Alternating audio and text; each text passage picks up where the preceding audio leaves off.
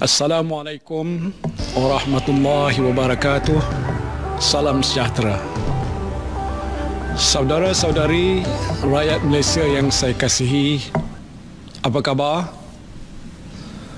Hari ini adalah hari ke-8 Perintah Kawalan Pergerakan Berkuat Kuasa. Saya mendapat laporan daripada pihak polis lebih 95% rakyat telah mematuhi perintah ini. Jalan-jalan raya lengang, pusat-pusat membeli belah ditutup, pusat-pusat rekreasi awam juga lengang, dan ramai yang telah pun mematuhi nasihat duduk diam-diam di rumah. Hanya ada beberapa insiden kecil pelanggaran perintah ini di sana-sini. Pihak polis dan tentera telah dikerah untuk mengambil tindakan tegas bagi mengawal keadaan. Ini termasuk menutup tempat-tempat awam yang masih dikunjungi oleh ramai orang dan menahan individu-individu yang ingkar. Tindakan tegas ini terpaksa diambil oleh pihak berkuasa demi untuk memastikan perintah larangan pergerakan ini dipatuhi dan tindakan ini mencapai hasil yang dihasratkan, iaitu membendung penularan wabak COVID-19. Saya nak mengingatkan, jika perintah ini tidak dipatuhi, maka ia tidak akan membawa apa-apa kesan positif dan segala tindakan kita akan menjadi sia-sia saja.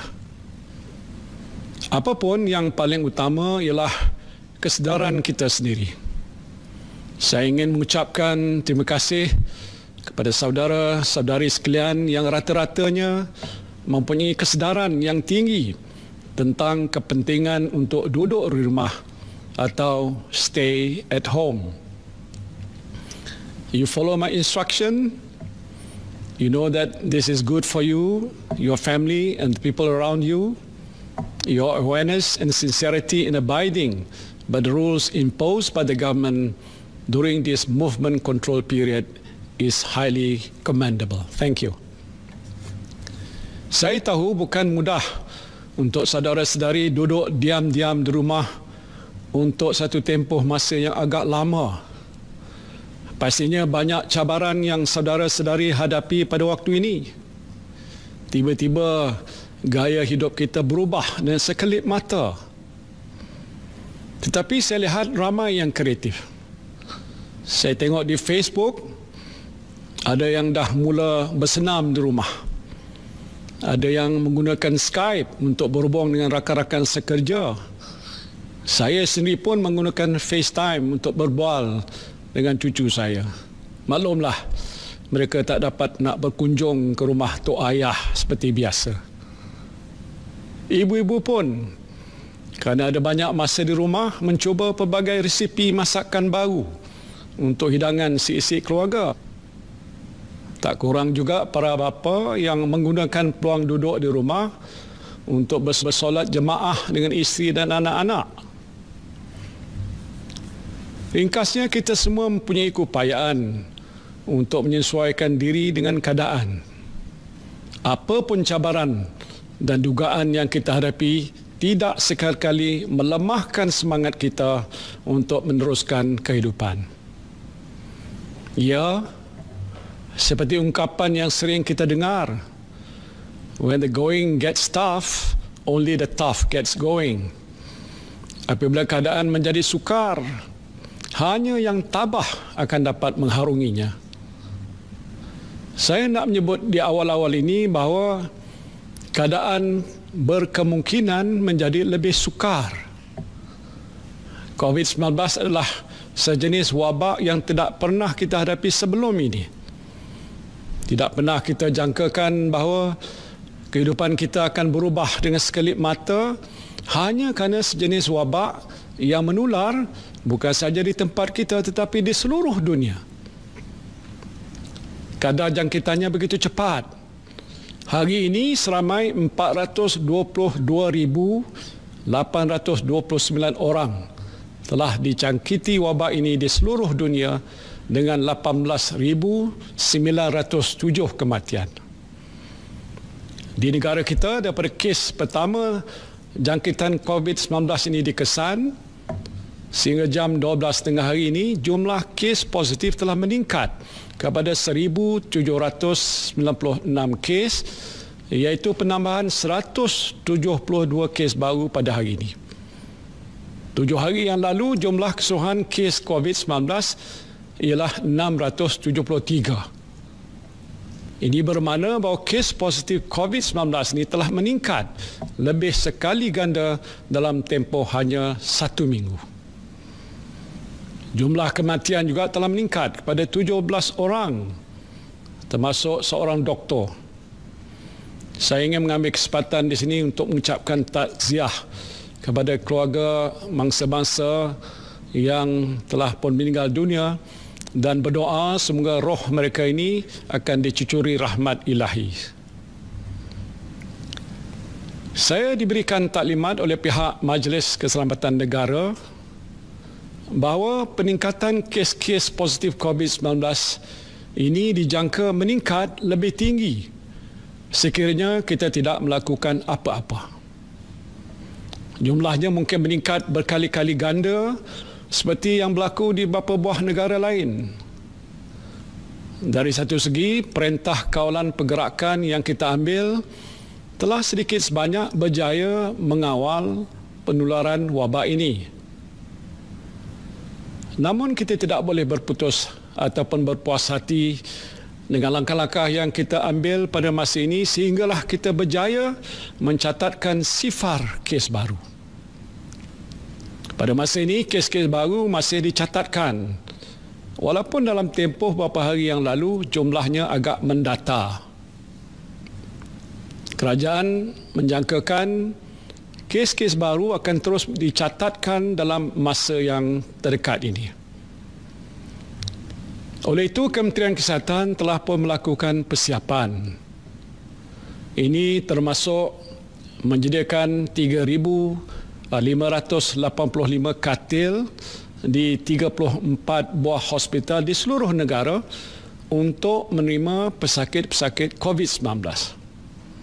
Pada masa ini, 34% daripada kapasiti katil hospital telah pun digunakan dengan baki sebanyak 66% lagi yang masih boleh menampung pesakit.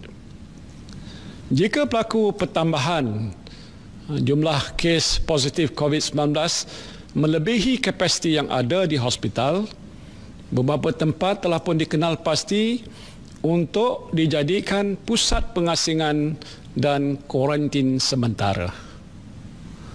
Usaha-usaha akan terus kita buat untuk mencegah penularan COVID-19 sehinggalah kita benar-benar dapat membendung wabak ini dengan cara memutuskan rantaian jangkitan sepenuhnya.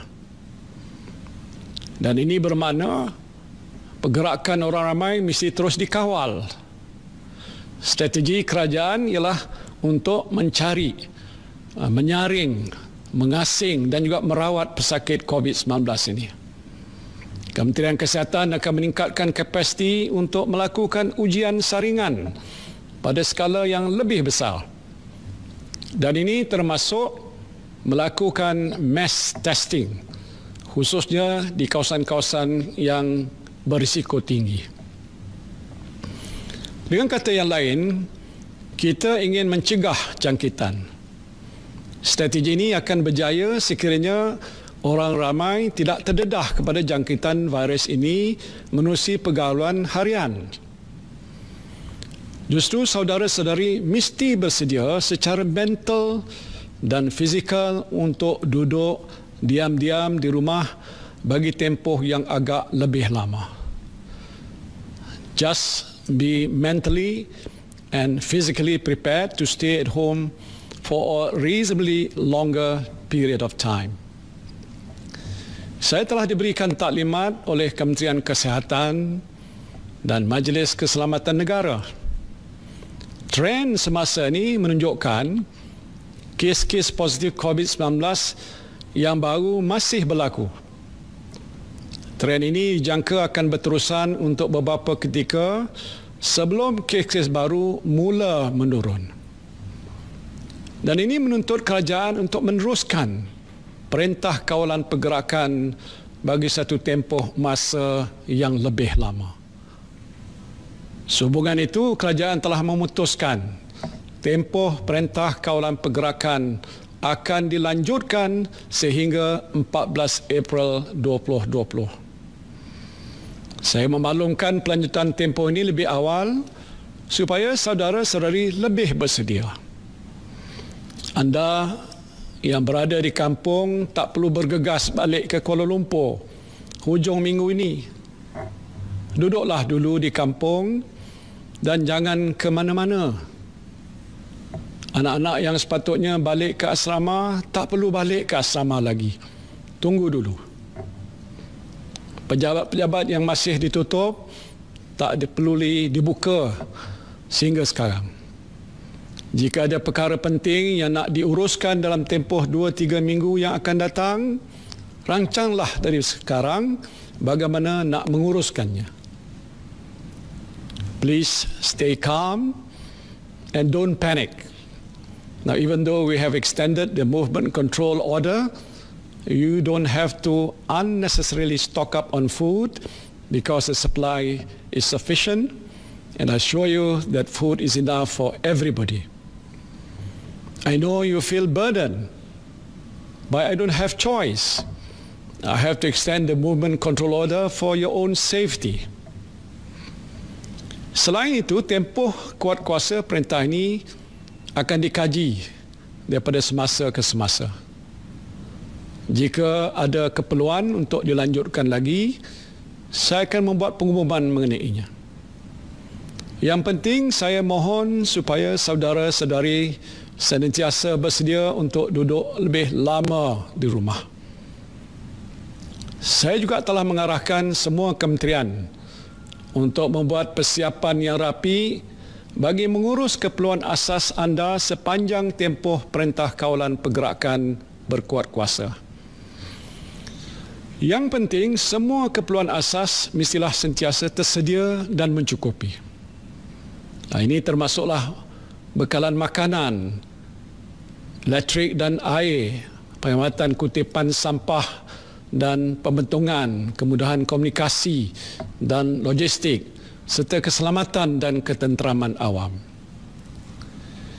Saya juga tahu bahawa dalam keadaan ini, ramai pihak yang memerlukan sokongan dan bantuan. Semalam saya telah umumkan beberapa inisiatif untuk meringankan beban rakyat dalam menghadapi situasi yang sukar ini. Hari ini satu lagi inisiatif, iaitu penangguhan bayaran balik pinjaman bank sehingga 6 bulan dan penyusunan semula baki kad kredit serta pinjaman korporat telah pun saya umumkan. InsyaAllah pada hari Jumaat nanti saya akan umumkan satu pakej rancangan ekonomi prihatin rakyat yang lebih menyeluruh. Pegawai-pegawai saya di Kementerian Keuangan sedang pun bekerja bertungkus lumus menyediakan satu pakej rancangan ekonomi yang akan memberikan manfaat kepada semua. Sama ada anda ini adalah pemandu teksi, pemandu Grab, petani, pengusaha restoran, penjual nasi lemak, penjual goreng pisang, penjual burger, pekerja harian. Kerajaan akan berusaha sedaya upaya untuk pastikan anda semua beroleh manfaat. InsyaAllah, no one will be left behind. Selain itu, saya juga berharap pusat-pusat pungutan zakat di setiap negeri turut memainkan peranan secara lebih proaktif untuk membantu para asnaf yang saya percaya sedang pun menghadapi keadaan hidup yang agak lebih sukar pada masa ini. Berilah bantuan kepada mereka. Mungkin mereka yang sebelum ini tidak tersenarai sebagai asnaf, tetapi dalam keadaan ekonomi yang terjejas pada masa ini, mereka menjadi golongan asnaf yang layak menerima bantuan zakat. Dalam mesyuarat Kabinet hari ini, saya telah mengarahkan Menteri di Jabatan Perdana Menteri Hal Ehwal Agama untuk menggerakkan jentera pusat pungutan zakat wilayah persekutuan bagi mengenal pasti golongan asnaf yang layak disalurkan bantuan zakat dengan kadar seberapa segera. Saya berharap pusat pungutan zakat di negeri-negeri lain juga dapat melakukan perkara yang sama. Organisasi-organisasi kebajikan ataupun charity organisation juga boleh memberikan sumbangan kepada mereka yang memerlukan. I call upon all charity organizations in this country to rise to the occasion by helping the needy regardless of race and religion during this trying moment. The difficulties they are facing are unprecedented, and I believe all of you can do something meaningful to ease their burden. Saya sedar sebagai Perdana Menteri, saya bertanggungjawab sepenuhnya terhadap kebajikan saudara-saudari. Ini amanah yang saya pikul.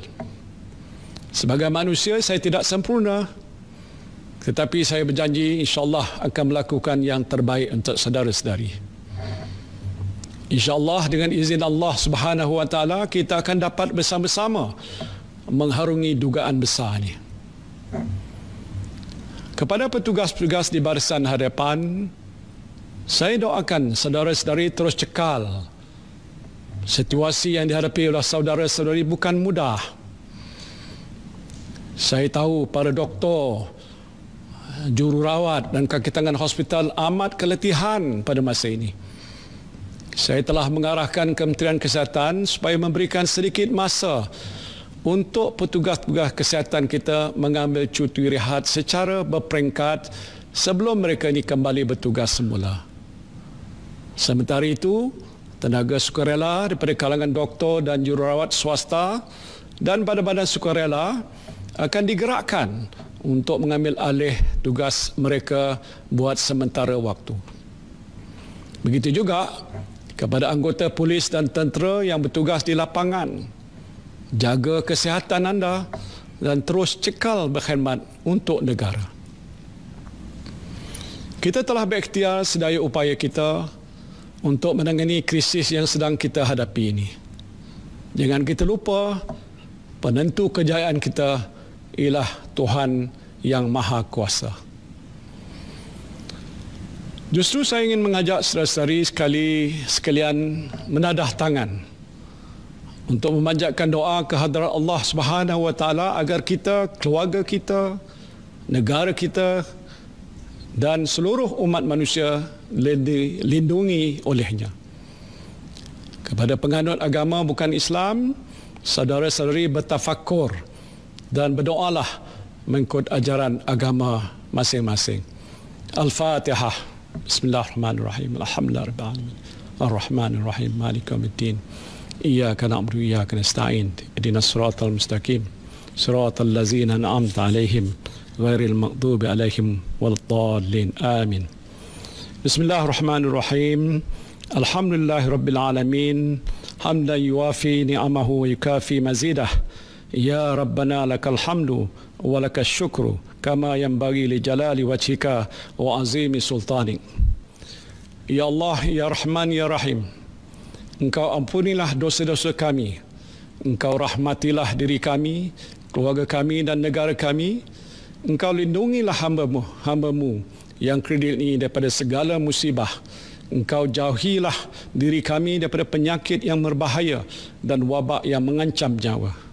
Engkau hindarilah kami daripada bala yang berat dan takdir yang buruk. Ya Allah, Ya Rahman, Ya Rahim, Engkau berilah kekuatan, kecekalan dan kesabaran kepada kami untuk menghadapi dugaan-Mu yang berat ini. Engkau tiupkanlah ketenangan dalam jiwa kami. Sesungguhnya setiap dugaan yang Engkau turunkan kepada kami, Ya Allah, tiadalah ia melainkan untuk meningkatkan ketakwaan dan keimanan kami kepadamu. Ya Allah, Ya Rahman, Ya Syafi, Engkau berilah kesembuhan kepada saudara-saudara kami yang dijangkiti wabak coronavirus, walau di mana saja mereka berada. Sesungguhnya tiada penyakit yang tidak dapat Engkau sembuhkan. Ya Allah, tiada mara bahaya yang tidak dapat Engkau jauhinya dari kami, Ya Allah. Kami bermohon kepadamu, Ya Allah, lindungilah kami, selamatkan